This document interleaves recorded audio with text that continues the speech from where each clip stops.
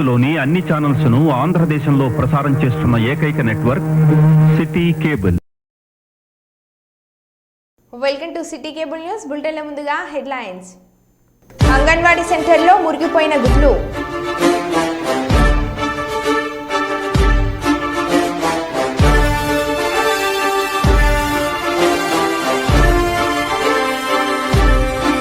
సిఐటియుని బలోపేతం చేయడమే పర్స సత్యనారాయణకు నిజమైన నివాళి.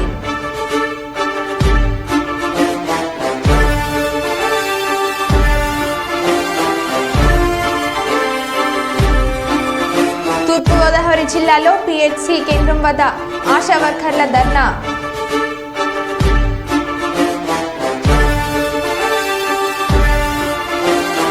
సిపిఐను డెమోక్రసీ ప్రెస్ మీట్.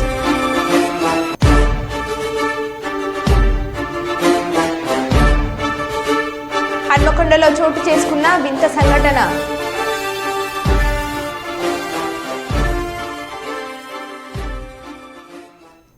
ఇక వివరాల్లోకి వెళ్తే, డబుల్ బెడ్రూమ్ ఇండ్ల ఆక్రమణను అడ్డుకున్న అధికారులు. దేవరూప్ల మండలంలోని ధర్మపురం, కామారెడ్డిగూడెం, కడవెండి గ్రామాలలో అసంపూర్తి దశలో నిర్మితమై ఉన్న డబుల్ బెడ్రూమ్ ఇండ్లలో స్థానికంగా ఉన్న గ్రామస్తులైన పేదలు ఎటువంటి అనుమతులు లేకుండా ఇండ్లలోకి ప్రవేశించగా దేవరూప్ల మండల తహసీల్దార్ ఐ హుస్సేన్, పాలకుర్తి సిఐ మహేందర్ రెడ్డి, నాయబ్ తహసీల్దార్ నవీన్ కుమార్, దేవరూప్ల మండల ఎస్ఐ చెన్నకేశులు, వారి సిబ్బంది, హౌసింగ్ ఏఈ రమేష్లతో కలిసి డబుల్ బెడ్రూమ్ ఇండ్లను ఆక్రమణ చేస్తున్న గ్రామస్తులైన పేదల వద్దకు వెళ్లి డబుల్ బెడ్రూమ్ ఇండ్లు పూర్తి అయిన తర్వాతనే అధికారుల అనుమతులతో గ్రామంలో గ్రామ సభలు నిర్వహించుకొని లబ్ధిదారులను ఎంపిక చేసిన తర్వాత ఇండ్ల మంజూరీ జరుగుతుందని, అప్పటి వరకు ఇండ్లను ఖాళీ చేయాలని వాళ్ళు గ్రామస్తులకు సూచించారు. వారి వెంట కాంగ్రెస్ పార్టీ నాయకులు ముల్గురి రమేష్, పులి పుంపుల భాస్కర్, చింత నిఖిల్, కాంట్రాక్టర్ యాదగిరి గ్రామస్తులు ఉన్నారు. మీరు జెన్యున్ మీకే వచ్చేస్తాయి, కానీ ఇట్లా గవర్నమెంట్ ఆస్తిని ఇల్లీగల్గా చాటుగా రావడం అనేది పద్ధతి కాదు కదా, చట్ట ప్రకారం నేరం అవుతుంది. అప్పుడు ఏమవుతుంది, మీ పరిస్థితి ఇబ్బందులు పాలవుతుంది. ఆలోచించండి, అర్థం చేసుకొని ఈరోజు సాయంత్రం వరకు వేకెట్ చేయండి, ఓకేనా? ఖమ్మం డిపోకి చెందిన ఏపీ 36Z0067 డోర్నకల్ నుంచి 11:40 ప్రయాణికులతో ఖమ్మం వెళ్తున్న క్రమంలో ఒక్కసారిగా బస్సులో ఉన్న కేబుల్ వైర్లకు షార్ట్ సర్క్యూట్ కావడంతో మంటలు చెలరేగాయి. దీంతో బస్సులో ఉన్న ప్రయాణికులు కిందికి దిగి పరుగులు తీశారు. అక్కడున్న స్థానికులు బకెట్లతో నీళ్లు పోసి మంటలు ఆర్పడంలో పెను ప్రమాదం తప్పింది. అక్కడే నిలిపివేసిన బస్సు.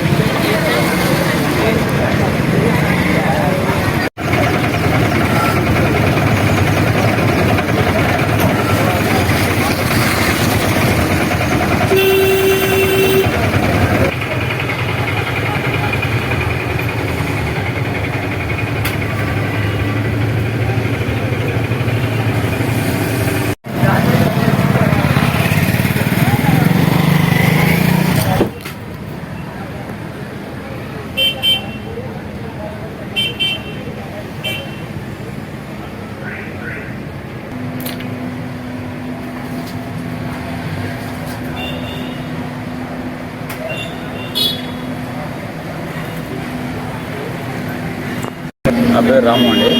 ఖమ్మం నుంచి డోర్నకల్కి వచ్చిన బస్సు జనాన్ని తీసుకొని బయలుదేరే టైంలో మూమెంట్లో బస్సు షార్ట్ సర్క్యూట్ అయ్యి నిప్పు అంటుకుంటే పక్కన వాళ్ళ స్థానికులు అందరం చూసి ఇప్పుడు ఆర్పి మంటలను ఆర్పి కలర్ పెట్టడం సరైన ప్రమాదం తప్పింది.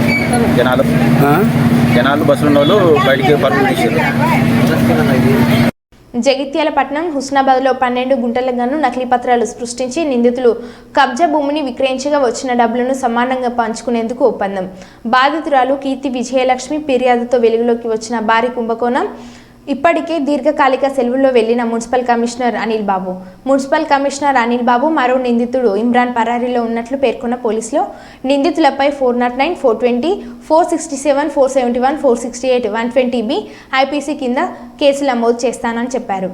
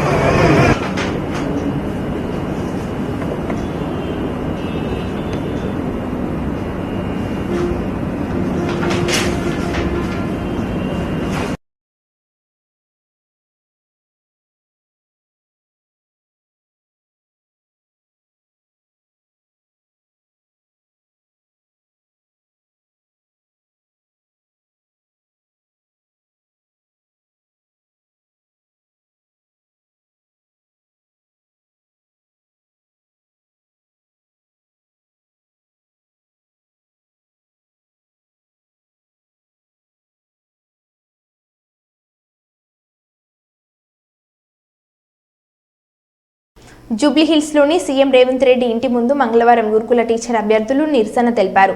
మొఖాలపై నిలబడి తమ సమస్యలు పరిష్కరించాలంటూ ఆందోళన చేపట్టారు. ఆ సమయంలో అక్కడికి వచ్చిన పట్టభద్రుల ఎమ్మెల్సీ తీన్మార్ మల్లన్నను గురుకుల టీచర్ అభ్యర్థులు అడ్డుకున్నారు. తమకు న్యాయం చేయాలంటూ చేతులెత్తి దండం పెడుతూ వేడుకున్నారు. పోలీసులు అక్కడికి చేరుకుని వారికి నచ్చజెప్పి అక్కడి నుంచి పంపించారు.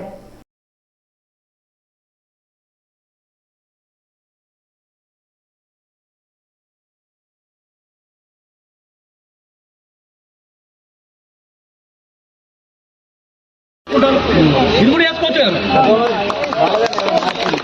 గతంలో జరిగిన తప్పులను మీరు చేస్తున్నారు, ఇప్పుడు కూడా తప్పుడమే మార్చమంటున్నాం. మాకు అన్యాయం చేయమంటారు. ఎలక్షన్లో మాట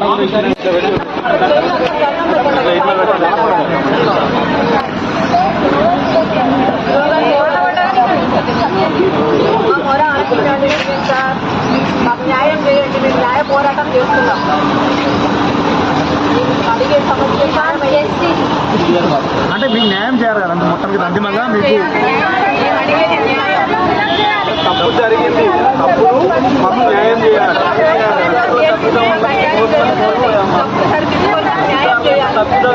గురుకుల బోర్డు అనాథ కుటుంబానికి సహాయం చేసిన ఎన్ఆర్ఐలు. ఇక వివరాల్లోకి వెళ్తే రాజన్న సిరిసిల్ల జిల్లా గంభీరావుపేట మండలం మల్లుపల్లి గ్రామంలో అనాథ కుటుంబానికి గల్ఫ్ కార్మికులు 13 మంది తలా 1000 రూపాయలు వేసుకొని 13,000 చొప్పున ఆర్థిక సహాయం చేశారు. అలాగే రైస్ బ్యాగ్ కూడా అందజేశారు. ఈ సందర్భంగా సాయం పొందిన వారు మాట్లాడుతూ ఇంతవరకు కూడా స్థానిక నాయకులు, రాష్ట్ర ప్రభుత్వ అధికారులు, జిల్లా కలెక్టర్, ఆర్డీఓ వంటి వారు ఎలాంటి ఆర్థిక సహాయం చేయలేదు. తన కుటుంబం దిక్కుతోచని స్థితిలో ఉందని అన్నారు. ఇలాంటి స్థితిలో ఉన్న తనకు ఇందిరమ్మ ఇళ్ల ద్వారా ఒక ఇల్లు కావాలని ప్రభుత్వ అధికారులను కోరారు అని అన్నారు. ఇద్దరు శారీరక వికలాంగులు అయితే మానసిక వికలాంగులైన మా ఇంటికి పెద్ద దిక్కైన మా లక్ష్మి అక్క చనిపోయి 2 నెలలు గడుస్తుంది. పరిస్థితి చాలా ఇబ్బంది ఉంది. గల్ఫ్ కార్మికులు నాకు ఆర్థిక సాయం చేశారు. వాళ్ళ దాతలుగా నా కుటుంబం గురించి ఆలోచన చేసి చాలా సంతోషకరంగా నాకు ఈ యొక్క 13 మంది 13,000 రూపాయలు సహాయం చేశారు. తలో 1000 రూపాయలు చొప్పున వాళ్ళు గల్ఫ్ కార్మికులు వేసుకొని నాకు ఆర్థిక సహాయం చేశారు. అదేవిధంగా ఇంతవరకు కూడా జిల్లా కలెక్టర్ గారు, ఆర్డీఓ, ఎంఆర్ఓ కూడా ఇంతవరకు కూడా ఆర్థిక సహాయం కూడా చేయలేదు. స్థానిక నాయకులు, రాష్ట్ర ప్రభుత్వం నుంచి ఇంతవరకు ఏది కూడా ఆర్థిక సహాయం అందలేదు. నా కుటుంబానికి చాలా ఇబ్బంది ఉంది. ఇద్దరికి మానసిక లోపం చాలా ఒత్తిడి అవుతుంది. వారిని హాస్పిటల్ నెలకు హాస్పిటల్ తీసుకెళ్తూ ట్రీట్మెంట్ చేయాలి. దయచేసి నా కుటుంబాన్ని ఆదుకోగలరని ప్రభుత్వ నాయకులు అదేవిధంగా నాకు ఆర్థిక సహాయం చేసినందుకు ధన్యవాదాలు. నాకు ప్రజావాణి కార్యక్రమంలో ప్రజల నుంచి వచ్చిన సమస్యలకు అధిక ప్రాధాన్యత ఇచ్చి త్వరితగతిన పరిష్కారం చూపాలని జిల్లా కలెక్టర్ సిక్నా పట్నాయక్ అధికారులను ఆదేశించారు. మున్సిపల్ శాఖ 17, భూ survey 2, DEO 5, medical health family welfare 2, జిల్లా Panchayati Raj 3, SSC development 1, RDO 6, MGM superintendent 3, తహసీల్దార్ కార్యాలయానికి ధర్మసాగర్, కాచిపేట చెరో 5, రెసిడెన్షియల్ ఆర్సీఓ 2 దరఖాస్తులను జిల్లా కలెక్టర్ సిక్నా పట్నాయక్, అదనపు collector revenue Venkatareddy, RDO YV Ganesh, DRDO పీడీగా 10 మందితో కలిసి దరఖాస్తులను స్వీకరించారు.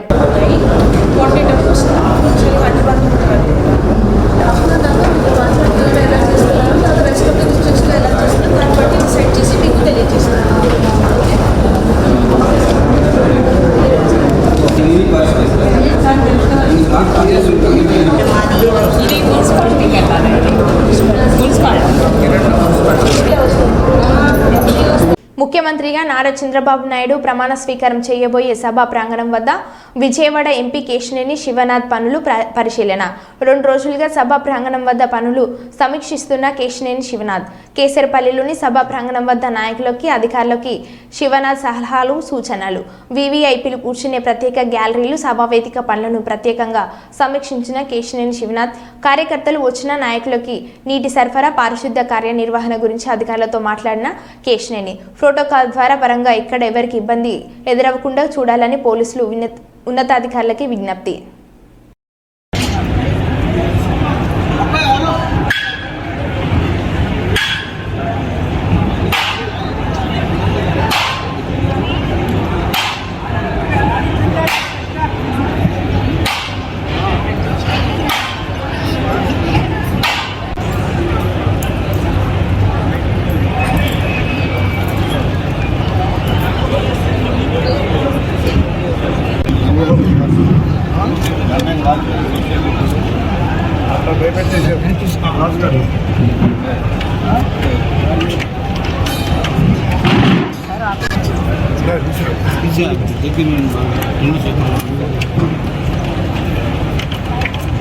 ఎన్డీఏ శాసనసభ పక్ష సమావేశంలో నారా చంద్రబాబు నాయుడు మాట్లాడుతూ కక్ష రాజకీయాలు కాదు మనకు కావాల్సింది, అలాగని తప్పు చేసిన వారిని క్షమిస్తే వదిలేది అది అలవాటుగా మారుతుందని అన్నారు.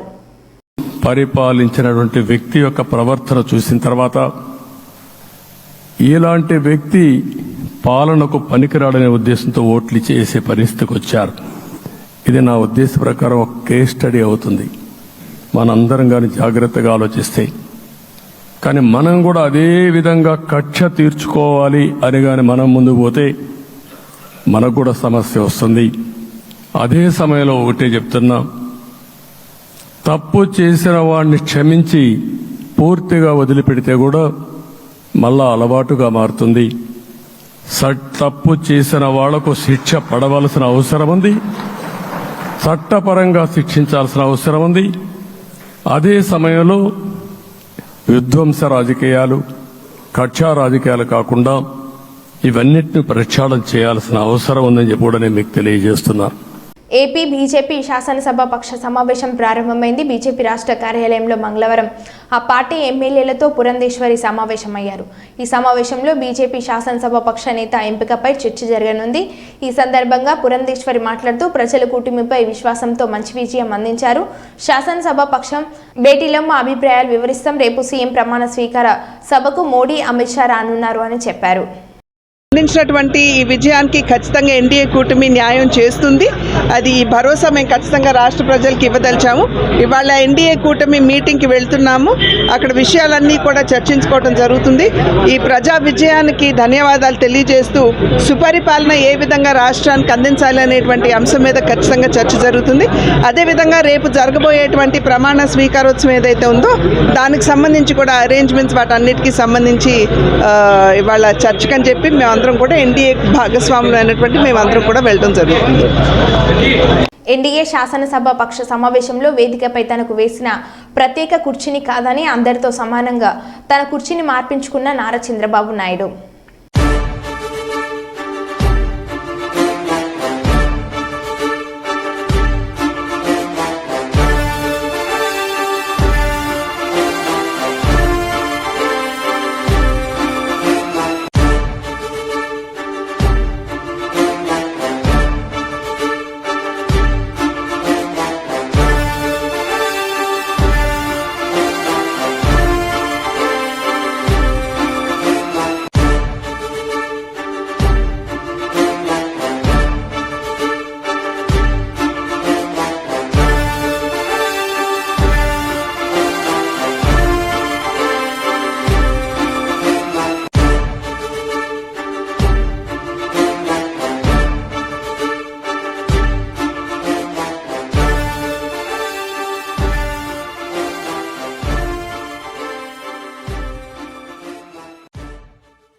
అంగన్వాడీ సెంటర్లో మురిగిపోయిన గుడ్లు మొన్న కుమ్రవెల్లి, నిన్న మహబూబాద్ నగరంలోని అప్పనపల్లి, ఇందిరా ఏనుగొండ, ఇవాళ కొత్తపేటలో మహబూబాద్ బయ్యారం మండలంలో కొత్తపేట గ్రామ పంచాయతీలో అంగన్వాడీ సెంటర్లో పిల్లలకు తల్లులకు ఇచ్చే కోడిగుడ్లు మురిగిపోయి దుర్వాసన వస్తున్నాయి. ఆ గుడ్లు తిని వాంతులు చేసుకుంటున్న గర్భిణీలు మరియు తల్లులు.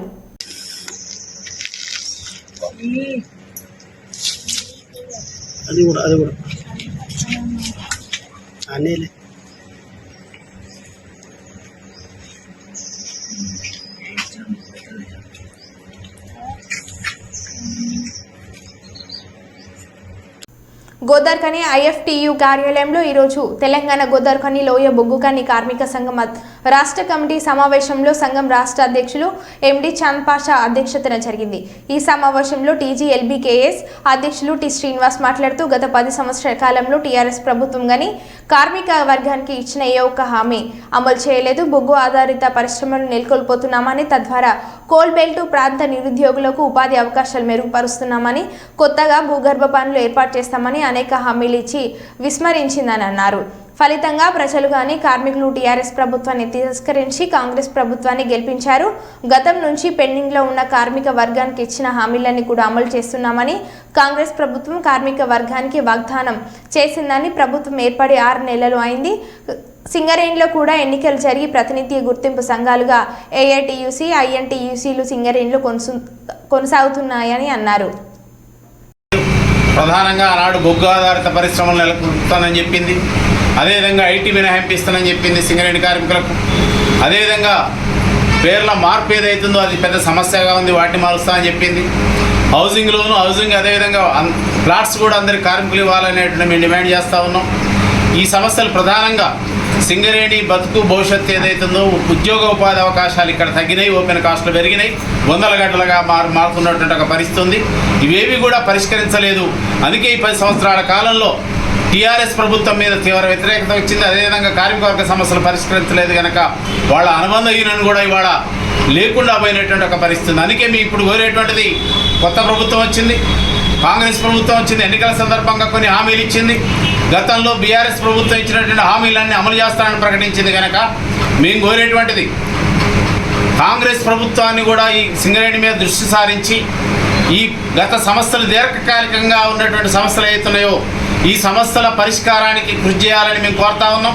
అదేవిధంగా రికగ్నైజ్డ్ రిప్రజెంటేటివ్ యూనియన్లుగా ఉన్నటువంటి ఏఐటీసీ అదేవిధంగా ఐఎన్టీసీ 2 యూనియన్లు కూడా వాళ్ళ ప్రభుత్వంలో ఒక రకంగా భాగస్వాములుగా ఉన్నాయి కనుక కార్మిక వర్గానికి ఇచ్చినటువంటి హామీలు నాటి ప్రభుత్వం కానీ ట్రేడ్ యూనియన్లు కానీ వాళ్ళు తక్షణం పరిష్కారాన్ని పూనుకోవాలనేటువంటిది మేము ఐఎఫ్టీగా వాళ్ళని కోరుతా ఉన్నాం. అట్లా లేనట్టయితే తిరిగి బీఆర్ఎస్ గవర్నమెంట్ అమలు చేయనటువంటి అంశాల మీద తిరిగి గోదావరిలో బుగ్గరి కార్మిక సంఘం ఐఎఫ్టీగా తిరిగి ఆందోళన కార్యక్రమాలు చేపడతామనేటువంటిది కార్మిక వర్గాన్ని తెలియజేస్తా ఉన్నాం. ఈ ప్రభుత్వాన్ని తక్షణం జోక్యం చేసుకొని సమస్యలు పరిష్కరించాలని కోరుతా ఉన్నాం. ఎన్టీపీసీ ఐఎఫ్టీయూ కార్యాలయంలో సిపిఐ న్యూ డెమోక్రసీ ఆధ్వర్యంలో 2024 లోక్సభ ఎన్నికల ఫలితాలు పరిణామాలపై ప్రెస్ మీట్ ద్వారా సిపిఐ న్యూ డెమోక్రసీ కేంద్ర కమిటీ నాయకులు కామ్రేడ్ జేవి చలపతిరావు వివరించారు. ఆర్ఎస్ఎస్ బీజేపీ నాయకత్వాన నరేంద్ర మోడీ ప్రభుత్వం దేశంలో ఫాసిస్టు వ్యవస్థను ఏర్పరిచే ప్రయత్నాల ఉధృతిని కోల్పోయిందని, వాస్తవంగా ఎన్నికల్లో ఇదే అత్యంత ముఖ్యమైన విషయంగా ఉందన్నారు. రాష్ట్రంలో కాంగ్రెస్ కేంద్రంలో ఎన్డీఏ మీద అలయన్స్ పార్ట్నర్స్ పై ఆధారపడిన ప్రభుత్వం అధికారంలోకి వచ్చాయని అన్నారు. కాబట్టి రాష్ట్రంలో కేంద్రంలో రాజకీయ పరిస్థితి ప్రజలకు ప్రజా ఉద్యమాలకు అనుకూలంగా ఉందన్నారు. మా పార్టీగా ప్రజల సమస్యలపై ప్రజా ఉద్యమాలు తీవ్రతరం చేసే రాజకీయ ప్రయత్నంలో ఉన్నామన్నారు. ప్రభుత్వాలు ప్రజల ఆకాంక్షలను నెరవేర్చాలన్నారు. స్వామినాథన్ కమిషన్ అమలు చేయాలని, కార్మిక వర్గం ఎదుర్కొంటున్న 4 లేబర్ కోడ్లను ఎత్తివేయాలన్నారు. నిత్యావసరాలపై అధిక ధరను అరికట్టాలన్నారు. ఎన్నికల్లో అధికారంలోకి వచ్చిన ప్రభుత్వాలు ప్రజల మౌలిక సమస్యలు, విద్య, వైద్యం, వ్యవసాయ తదితర రంగాలపై దృష్టి పెట్టాలని డిమాండ్ చేశారు. ప్రభుత్వాలు ప్రజల ఆకాంక్షలు 10 సంవత్సరాలతో చేస్తున్నటువంటి అనేక పోరాటాలు ఉన్నాయి. ముఖ్యంగా రైతు పోరాటం, స్వామినాథన్ కమిషన్ డిమాండ్ అనేది అమలు చేయాలి, మద్దతు ధర అనేటువంటిది గుర్తించాలి, రుణమాఫీ చేయాలి, వ్యవసాయ సంక్షోభాన్ని పరిష్కరించాలి, కార్మిక వర్గం ఎదుర్కొంటున్నటువంటి లేబర్ కోడ్ ఎత్తివేయాలి, నిజ వేతనాలను అందివ్వాలి, వాళ్ళ యొక్క నిజ వేతనాలు పెంచాలి. ఇది కార్మిక వర్గం. విద్యా వైద్య రంగాలను కూడా బడ్జెట్లో, కేంద్ర రాష్ట్ర ప్రభుత్వాల బడ్జెట్లో 10% బడ్జెట్ అనేటువంటిది విద్యా వైద్య రంగాలకు కేటాయించాలి. అది విద్యా వైద్య రంగాలు అనేటువంటిది మానవ వనరులు, అది సమాజం యొక్క స్ట్రెంగ్త్, దాని మీద కేటాయింపులు అనేటువంటిది చేయాలనేది కేంద్ర రాష్ట్ర ప్రభుత్వాలకు విజ్ఞప్తి చేస్తున్నాం. రేవంత్ రెడ్డి ప్రభుత్వం తక్షణం చేసిన వాగ్దానాలు 6 గ్యారెంటీలు, 5 న్యాయాలు అమలు చేయాలనేటువంటి డిమాండ్ చేస్తున్నాం.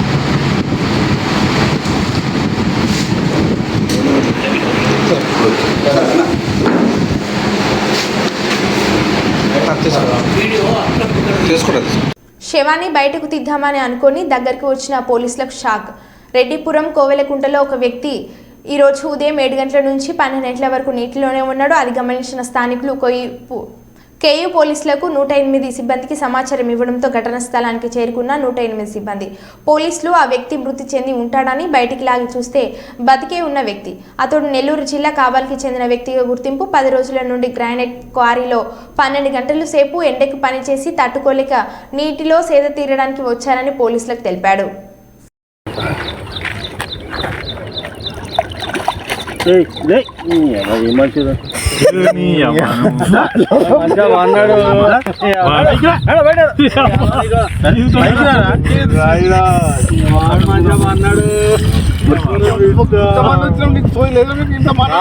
బాబాయ్ వాళ్ళు చచ్చిపోయి అనుకుని పోయినాడ ముసైతాడు చచ్చిన నీళ్ళు పోయినాకు దీనికి ఎందుకు పన్న వాళ్ళ ఎందుకు అనుకున్న వాళ్ళ ఈ చల్లదనానికి ఎండకు చేయలేక కన్నీకి ఓడిపోయి వచ్చిన గెవలేక ఏం చేసావు? 10 రోజుల నుంచి గణేట్ చేత నాతో గట్టించి నా కష్టం దోచుకొని గణేట్ రాయి నాకు అంటే డబ్బులు ఇచ్చారు కానీ క్షమ పొద్దున 7 నుంచి సాయంత్రం 7 దాకా ఇవి చేస్తారు సార్. 12 గంటలు ఇబ్బంది అవుతుంది. నీకోసం 108 పోలీసు వాళ్ళు వచ్చిండు. నువ్వు చనిపోయినా అని కంప్లైంట్ చేస్తే పోలీసు వాళ్ళు వచ్చింది నీకోసం. ఏడు చేస్తావు పని నువ్వు? కాగిపెట్ల సార్. ఎవరి దగ్గర ఇక్కడ దాకా ఎట్లా వచ్చిన?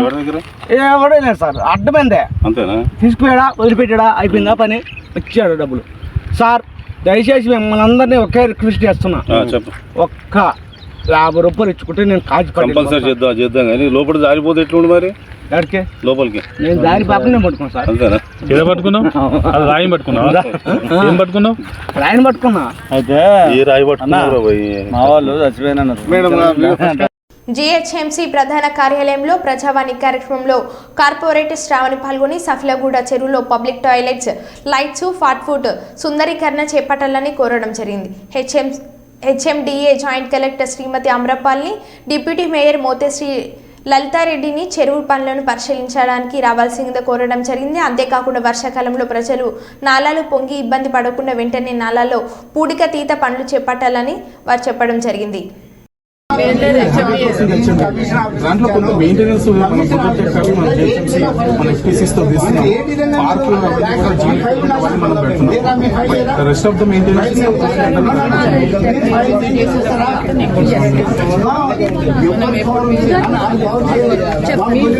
అది అయిపోయినాక మనం ఇమీడియట్ తీసుకోవాల్సిన పని నాలా డీసెంటింగ్. మిగతా I don't want to done right away. అది లేక్ ఇదేమో general desetting of nalas in HMD and included the same thing that as well. ఉంచండి మేడం, అది డీసెంటింగ్ మీరు ఎప్పుడు నాకు అప్రాక్సిమేట్. గుంటూరు జిల్లా తెలాని నియోజకవర్గంలో గంజాయి అణచివేతకు శాసనసభ్యులుగా ఎన్నికైన ఎమ్మెల్యే నాదెండ్ల మనోహర్ తనదైన శైలిలో చర్యలు చేపట్టారు. ఎన్నికలప్పుడు తెలిపిన విధంగా గెలిచిన వారం రోజుల గంజాయిపై ఉక్కుపాదం మోపేలా పోలీసు యంత్రాంగానికి పూర్తి స్వేచ్ఛనిచ్చి గంజాయి పట్టివేతకు చర్యలు చేపట్టాలని ఆదేశించారు. అందులో భాగంగా ఆదివారం గతంలో ఎప్పుడు లేని విధంగా 8 మంది గంజాయి కలిగి ఉన్న నిందితులు అరెస్ట్ చేశారు. గంజాయి విక్రయిస్తున్న బాలాజీరావుపేటకు చెందిన 8 మంది నిందితులు అరెస్ట్ చేసి వారి వద్ద నుంచి 40,000 రూపాయలు విలువైన 2 కేజీల గంజాయిని 3 టౌన్ పోలీసులు స్వాధీనం చేసుకున్నారు. ఎమ్మెల్యే మనోహర్ గంజాయిపై దృష్టి పెట్టాలని తమకు సూచించారని, ఇతర రాష్ట్రాల నుంచి గంజాయిని తెచ్చి తెనాలి ప్రాంతానికి తీసుకొచ్చి వివిధ వ్యక్తుల ద్వారా వివిధ ప్రాంతాలలో విక్రయిస్తున్నారని తెలిసింది అని అన్నారు. 3 టౌన్ పోలీసులు చాకచక్యంగా వివరించి గంజాయి నిందితులను పట్టుకున్నారని, వారి వద్ద నుంచి గంజాయి స్వాధీనం చేసుకున్నారని తెలిపారు. గంజాయిని విక్రయించినా సేవించినా కఠిన చర్యలు తప్పవని డిఎస్పీఎం రమేష్ హెచ్చరించారు.